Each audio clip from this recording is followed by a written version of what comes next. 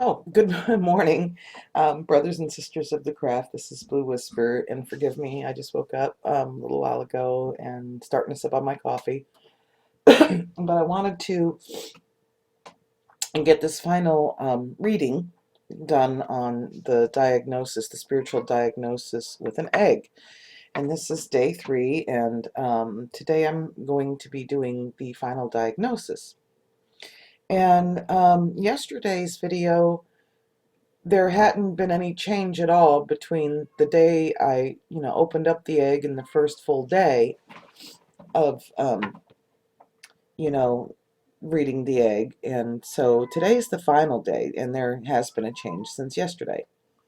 And I don't know how well you can see because I have the worst camera in the world. Everything looks blurry. And not only that, but I have other things going on that kind of probably distort some of it. I've got incense burning and um, got a candle going, and there's a purpose for the candle being here as well when I do my readings. I have the egg in a glass of water, and I had infused it with my intention. There's also a bit of salt in there, and on top, um, the glass is on top of the name that's written down on of the person that I'm doing this diagnosis for.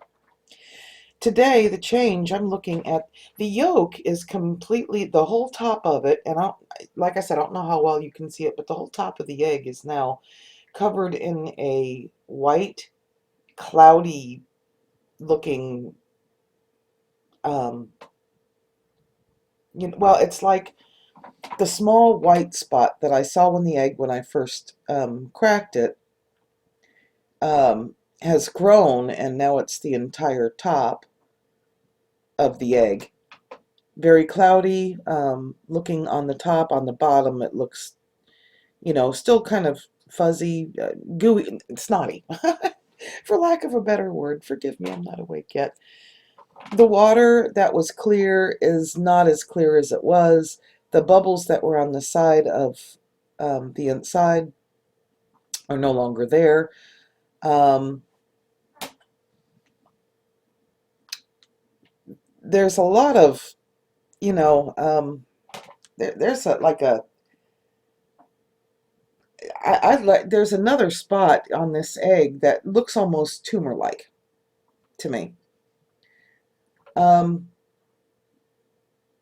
all the bubbles that are in here now are on one side of the yolk at the bottom, just one side. There's some stringies floating, just one string that goes all the way up to the top. Nothing really floating on the top except for that initial first one piece. Excuse me. Oh, I hope I didn't get any on me. Anyway, so that's what I'm looking at with this egg. Then I like to pass it over the fire, and it kind of sometimes will give you an idea of what's going on inside the yolk. Um, again, I'm seeing the bubbles at the bottom on the one side, only on the one side. Interesting. Um, and that white thing that's growing on the side of the yolk. So anyway, what I would do at this point, and I really don't want to give any more final diagnosis because this is something I'm doing for a personal friend, somebody else. Um, and I don't know really how much she'd want me to say, but really, this final step in this diagnosis would be, at this point, I would light some incense and some candles. I would go into a meditation for a little bit and do a cleansing. Then I'd go back and I'd look at this and do a divination. But, it's really important when you do the reading that you have a cleansing on you.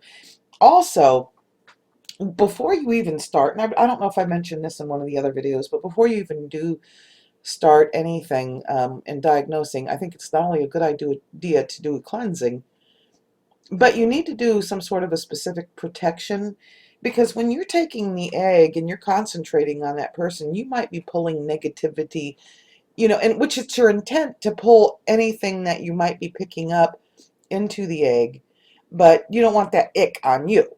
So, it's a good idea to do a cleansing and a protection to protect yourself from anything that negative that might come from that egg. Um, so yes, short video. Um, there may be some more videos to come like this if I get another one, so that way maybe you might be able to see the difference in how these things end up looking. I mean, the last one I did was really cool, but this one is this is something that once I'm finished with it, I'll go back and I'll talk to the person about my findings, and then, we'll discuss the things, and I'll go into another divination probably to, you know, um, really focus on what's most needed to take care of the problems that I see. Um, and I have a pretty good idea of what it's going to be, but like I said, never do anything without careful consideration, divination, and cleansing, protecting. I mean, those are the biggies. I think y'all would agree, wouldn't you, that the biggest important things that you could do with anything that you do in your practice is to constantly cleanse and protect yourself, especially when working with others. So, got my crystal here. I'm gonna just have another cup of coffee and then do this. So there you go. Final reading. Have a blessed day.